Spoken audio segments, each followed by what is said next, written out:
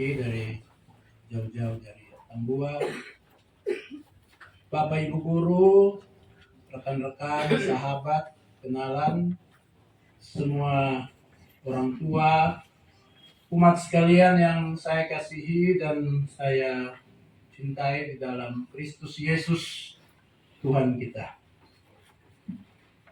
Selamat siang untuk kita semua. Pada hari ini mengangkat seorang tokoh bernama Raja Daud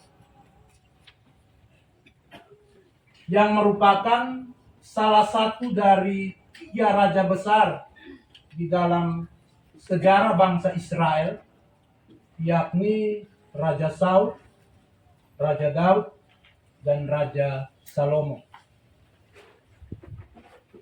Ia berkuasa di Hebron 1110 sampai 1002 sebelum Masehi sampai 970 sebelum Masehi. Ia dilahirkan di Bethlehem, Efrata, di tanah Yehuda.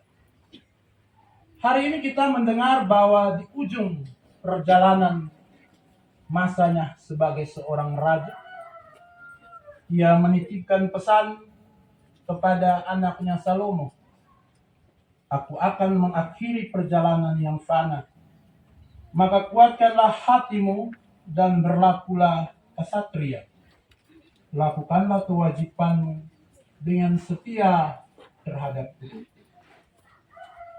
Bapak Ibu saudara-saudari umat beriman yang saya kasihi, keterpilihan Raja Daud sebagai seorang raja pun sebenarnya diawali dengan campur tangan Tuhan lewat seorang nabi bernama Samuel yang datang mengunjungi Isai, ayah dari Raja Daud, untuk menggantikan Raja Saul yang pada waktu itu mulai keluar atau mulai membelok, yang semampai, mungkin tingginya seperti Romo Ido begitu.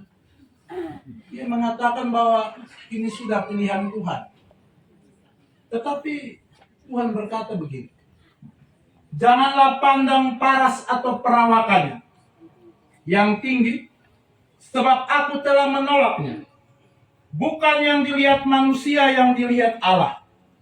Manusia melihat apa yang di depan mata, tetapi Tuhan melihat hati." Bapak Ibu saudara-saudari umat beriman yang terkasih di dalam Kristus, 2016 ketika saya bersama Romo Milky waktu itu dilantik menjadi kepala sekolah, saya datang dan menggantikan Pak Yonas sebagai PLT SMP Katolik Sinti. Pak Yonas ini orang yang sangat teliti, orang yang sangat berhati-hati, membubuhkan tanda tangan, orang yang memeriksa guru-gurunya secara sangat detail. Tuhan tidak melihat perawakan, tetapi Tuhan melihat hati.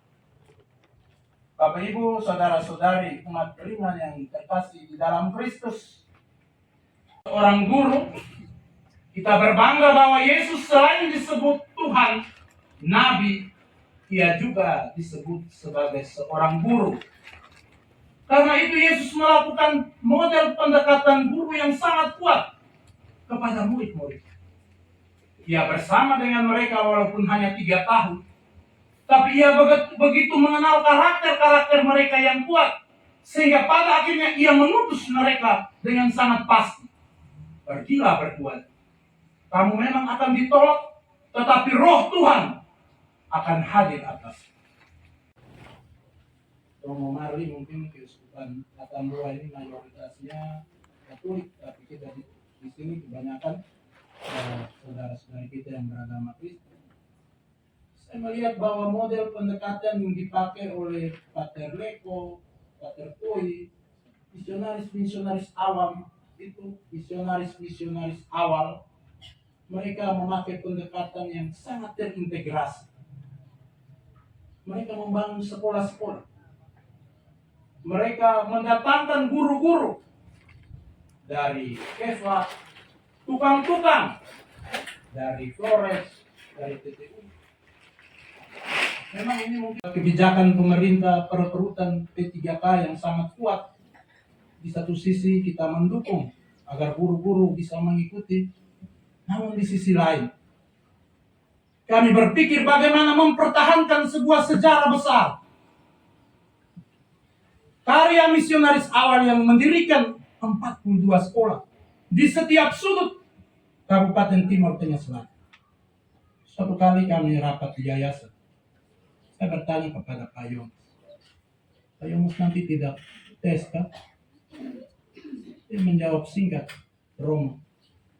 Pertama saya terima SK di SMP Vianney. Untuk selamanya saya tetap guru ya. Dan Romo, saya di sini tidak apa-apa, tidak. Saya sudah sampaikan ke istri. Lalu dia berpindah dari Yaswari Kuali, dia menuju Yaswari Fatuhili. Waktu itu dia dalam keadaan sakit. Saya bilang, Pak Yones, pikir-pikir dulu. Daerah kapan lebih dekat rumah daripada di Enlasi? Dia bilang, tidak. Saya harus pergi ke Enlasi. Saya harus pergi ke Fatuhili. Romo Ciko punya daerah yang mungkin kita Bapak Ibu guru juga kita belum sampai. Sangat jauh. Dan dia tiap minggu itu pulang pergi.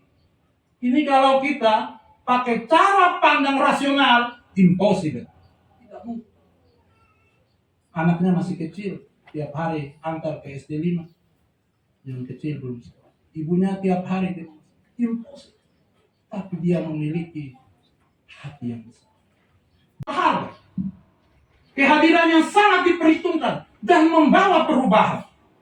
Bahwa kalau dia tidak ada, bahaya. Kehadiran ini menghadirkan sebuah siklus yang berbeda. Menghadirkan sebuah cara berpikir yang baru, semangat yang baru didorong oleh hati yang sangat kuat untuk memperbarui. Ini adalah aset. Tapi dia mau ada atau tidak ada, dia sudah terinventaris. Biasa-biasa.